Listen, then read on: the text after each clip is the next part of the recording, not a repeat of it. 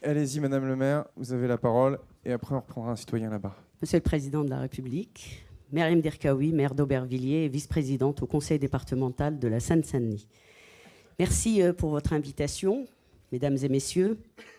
Aubervilliers est une des grandes villes, des 10 grandes villes de la métropole du Grand Paris.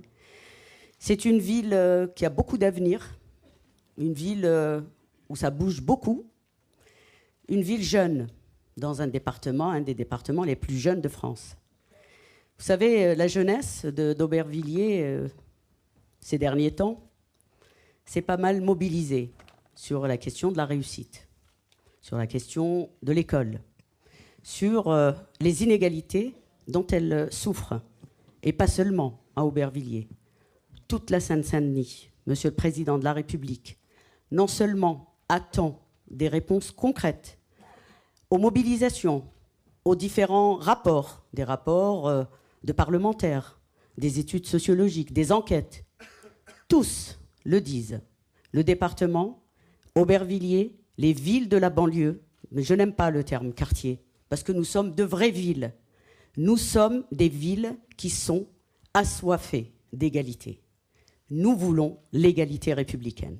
Parce que dans des villes de même taille, je vous laisse, Monsieur le Président de la République, regarder attentivement à quoi ressemble une ville de 90 000 habitants, qui n'est pas Aubervilliers. Vous verrez que les inégalités dont souffrent les jeunes, dont souffre la population depuis des décennies, sont toujours là. Non seulement elles sont toujours là, mais elles s'aggravent. Elles s'aggravent dans tous les domaines.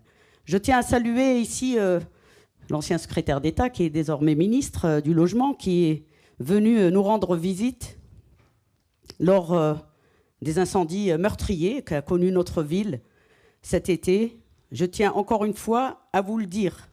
Revenez vite, parce que nous avons besoin d'actions concrètes. Nous avons besoin de mesures fortes assez rapidement. Moi, je ne dirais pas sur le logement social qu'il y en a trop. Vous savez pourquoi? On devrait d'ailleurs plus l'appeler logement social, parce que je pense que nous l'avons assez stigmatisé. On devrait l'appeler simplement logement public. Revenez, Monsieur le Président de la République. L'État doit revenir à l'aide à la pierre. Parce que dans ces logements, celui qui croit que ceux qui sont victimes des marchands de sommeil vont y habiter, eh bien, il ne connaît pas leur dossier. Ceux qui vont y habiter, ce sont les enseignants, ce sont les employés, ce sont les jeunes couples, toutes celles et ceux qui sont relégués des grandes villes et qui viennent dans les villes de banlieue, eh bien, c'est ceux-là et celles-là que nous recevons dans nos permanences et qui n'en peuvent plus. 8000 demandeurs de logement à Aubervilliers, on va en construire, bien sûr, mais il faudrait qu'ils puissent y accéder. Mais pour construire des logements, pour accueillir encore et encore des habitants, je lance un appel solennel à l'État pour faire la lumière sur le scandale de la ligne 12. Nous sommes au 1e retard, Monsieur le Président, au 1e retard. À chaque fois qu'il y a un retard, ce n'est pas 6 mois, c'est 2 ans que vous devez attendre. Alors, je veux bien que dans nos villes, nous accueillons, nous continuons à accueillir, parce que je l'ai dit tout à l'heure, une ville d'avenir, mais une ville d'espoir aussi.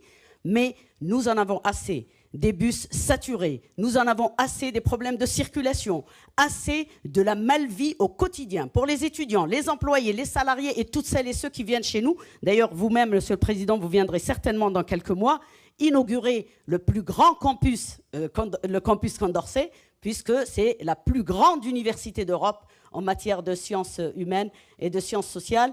Eh bien, nous ne pouvons pas accueillir 15 enseignants, chercheurs et salariés au Landy, au Front Populaire, avec ce scandale de la ligne 12.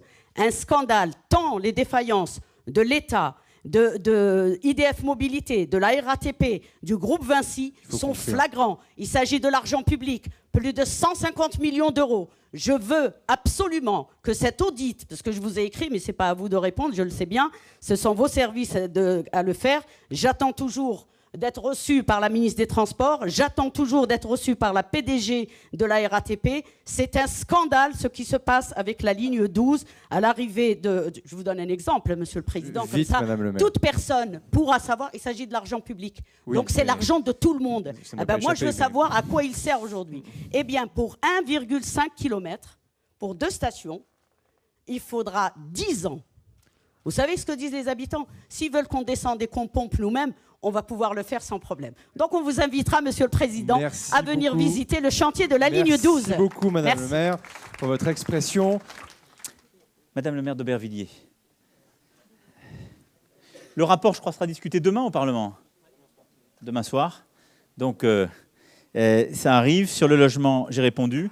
Sur le retard de la ligne 12, je viendrai voir. Mais moi, je crois au contrôle sur ces sujets. Je crois à l'évaluation.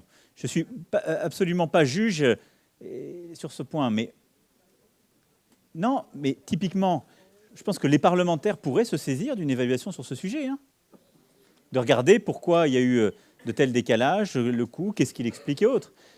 Il y a des éléments techniques, mais au-delà de ça, d'avoir une vraie commission qui regarde le coût, les reculs, je pense que c'est une bonne chose. Il y a des travaux qui sont faits avec l'administration, les préfets, mais vous appelez à la transparence. Moi, je suis pour la transparence.